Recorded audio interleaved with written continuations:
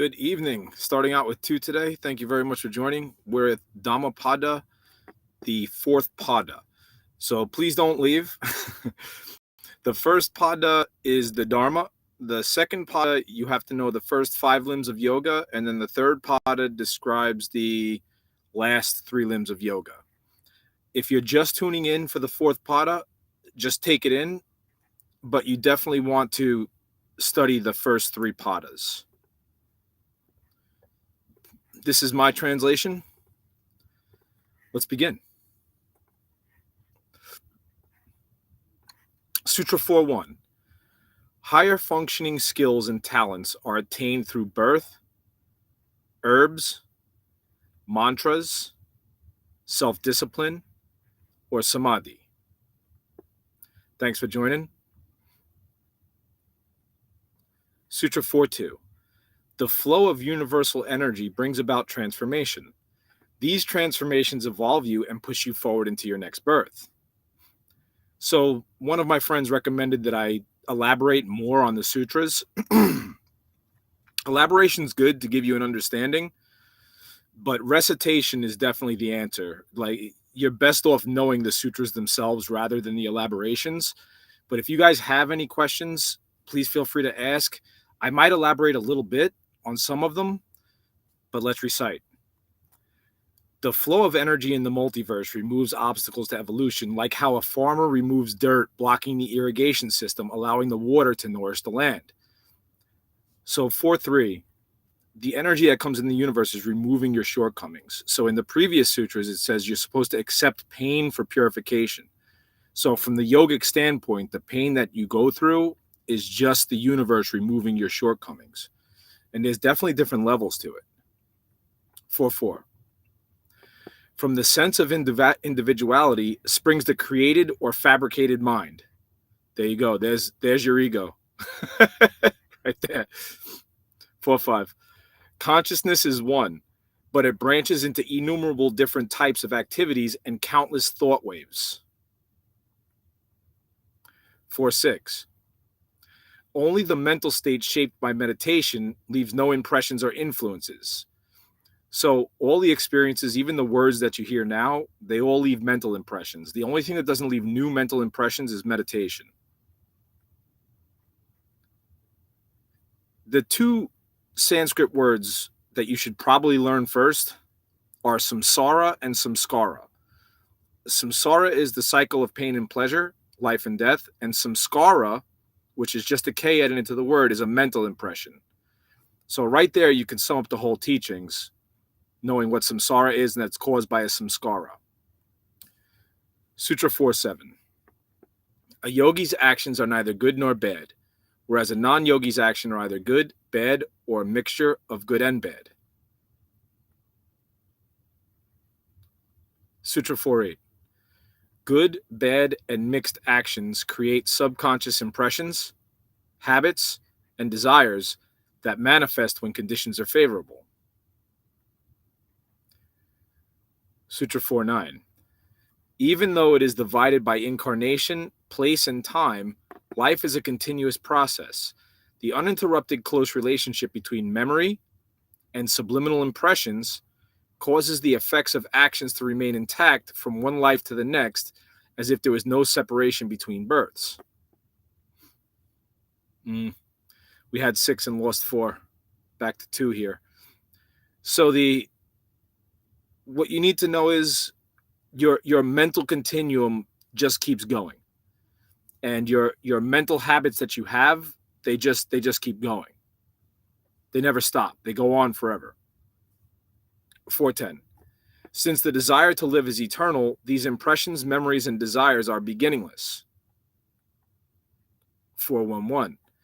Impressions and desires are bound together depending on cause and effect. When cause and effect cease to exist, impressions and desires cease to function.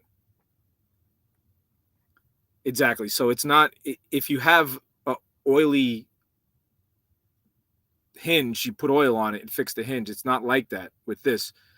If you want to get rid of the causes, if you want to get rid of the symptoms, you have to get rid of the causes. So it looks into it a little bit deeper. By removing the causes, you remove the symptoms. 412.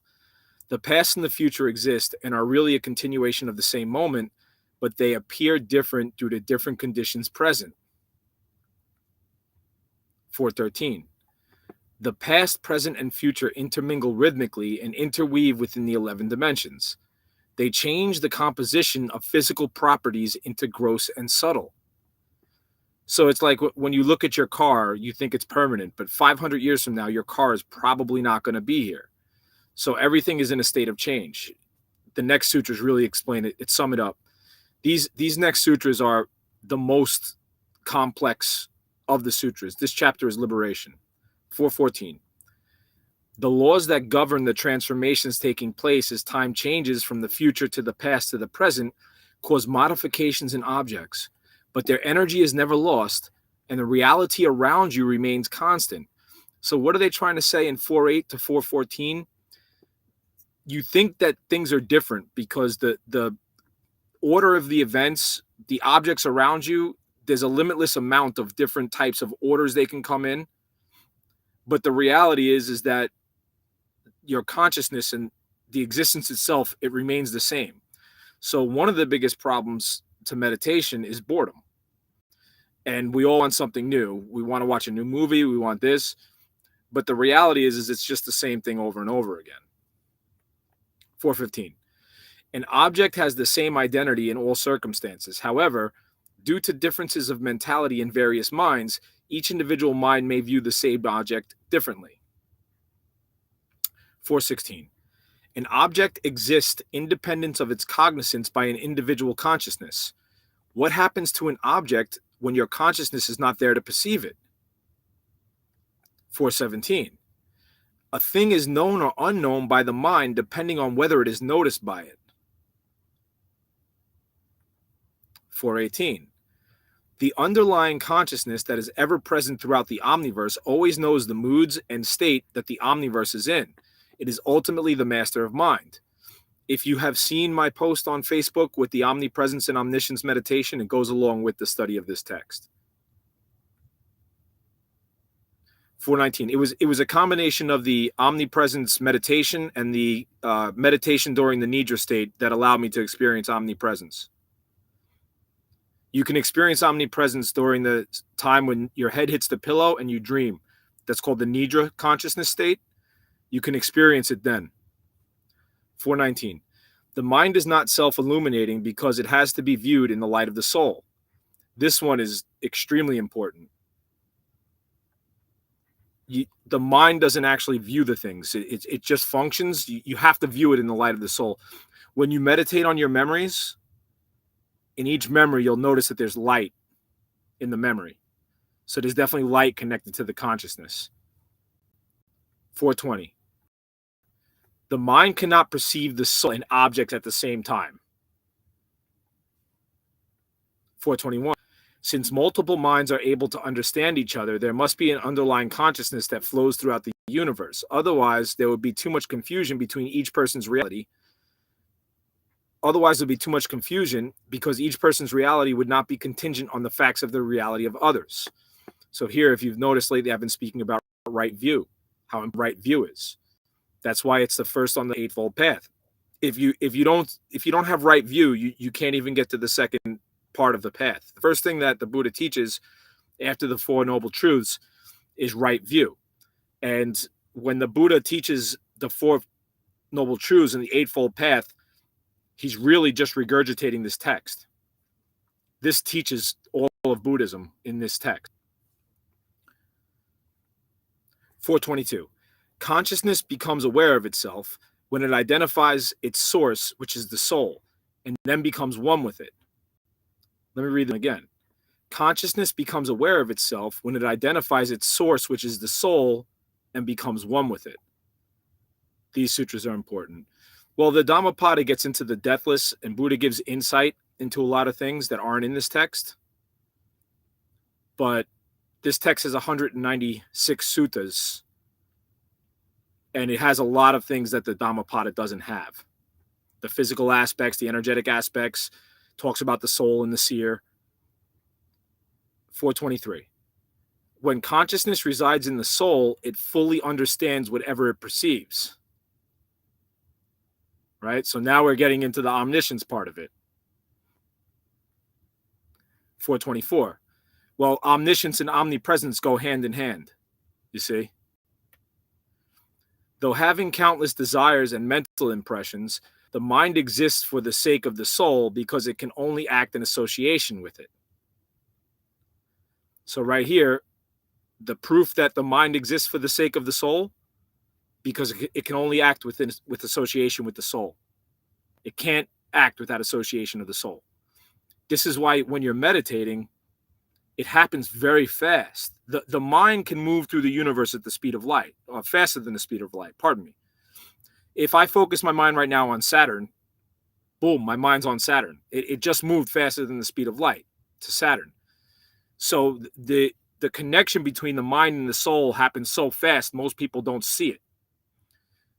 That's why in the previous, it says you have to meditate on the heart. By meditating on the chamber of heart, you'll know the difference between your intellect and your soul. 425. Once you know the distinction between the mind and the soul, questions about the nature of the soul come to an end. 46. Then consciousness is drawn magnetically towards the soul due to the gravitational force of its illuminated wisdom. So when you get to the higher levels, it'll happen naturally. If you're doing your purity practices, if you're doing your pratyahara, if you're doing your meditation, if you're studying your sutras, if you're practicing the 8 limbs of yoga, the austerities of yoga, when you get up to this level, it'll happen naturally for you. 427. If you are careless, thoughts and conceptualizations may separate the mind and the soul. So here, all the time, you'll hear mindfulness and carelessness. Carelessness is one of the big hindrances. Mindlessness and carelessness. So it takes great grace, great focus, and great care, or else you start to fall into conceptualization again. Well, if you're good, you can go in and out of conceptualization. You still have to function on this plane. So you want your intelligence to be sharp, and you want to be able to go in and out of conceptualization at will. 428. You should handle these thoughts, conceptualizations, and memories by being mindful, replacing all negative thoughts and non-virtuous intent with their opposing positive opposites, eliminating self-centeredness, ego, self-centeredness. 429. When you lose desire to possess even the highest rewards, then remain in this constant enlightened state of consciousness, Dharmega Samadhi occurs. Conscious cloud of virtue, justice, law, morality, religious merit, and steadfast decree. So when you get to this state, you've all seen the pictures of the saints, the Buddha with that aura around them. We had one of our friends picture with her golden aura showing the other day. So when you get up to these states, you can literally see it on them or yourself. 430. Then afflictions and karma are ended. 431. Then the shrouds of impurities are removed and the highest pure infinite wisdom attained. After this, there is little left to be known. So my question is this. When you get to omniscience and omnipresence, because the Buddha could speak every language, okay? He could speak every language. But at the time, in his area, there was probably at most, 20 languages? Probably less, maybe 6 or 7 languages. Now we have over 2,000 languages. So if the Buddha was omniscient and alive today, could he speak all 300 languages off of omniscience? Or would he have to study each language in order to know it? If you get really good at linguistics and know 100 languages, I'm sure you could probably figure out any language. But I think even if you gain omniscience, that doesn't mean that you're all knowing. You don't have all knowledge. You're just able to understand everything that you look at. You would still have to study a subject or study a language if you wanted to speak it. But you can figure out things very quickly. 432. Then the sequence of successive mutations ceases to function. 433. The sequence of movements takes place moment to moment, but is perceived only at the end of transformations. This sutra right here is so... Let me read it again. The sequence of movements takes place moment to moment, but is perceived only at the end of transformations. So when you're in the samadhi state, you see the beginning and the end. You see the good and the bad. You see the pleasure and the pain, because you've transcended duality. When you're in a dualistic mind state, you usually only see things at the end of transformations, and you'll either see the good or the bad. But when you're in this state of concentration, you see it both. That's why I bumped into somebody the other day. For example, I was in samadhi state, and I could see where they came from. I could see what was causing their illness, and I could see where they were going. So when you're in that state, you can see the beginning and the end. 434. When experience has liberated the soul, the gunas absorb into nature, and the power of the soul reabsorbs back to itself. Then perfect independence is realized. You can say the power of the soul reabsorbs back into itself, but it also has to reabsorb back into the universal soul. So it reabsorbs back into its source, you see? 434. The present moment is part of the sequence of changes. You can see and understand the entire sequence of changes in Kaivalya when all has come to rest. This is what I'm saying. So when you start to achieve these states, at first you'll achieve them for small periods of time at a time. But if you completely gain Dharma Mega Samadhi and Nirbija Samadhi, seedless absorption and ultimate absorption, you can come to that state permanently. That's the end of the chapter. One more thing I want to say. This book explains that there's a physical, emotional, spiritual, and elemental change that takes place. So it's literally, there's a physical change that takes place with your senses and with your brain when you start to get up into the higher stages of samadhi.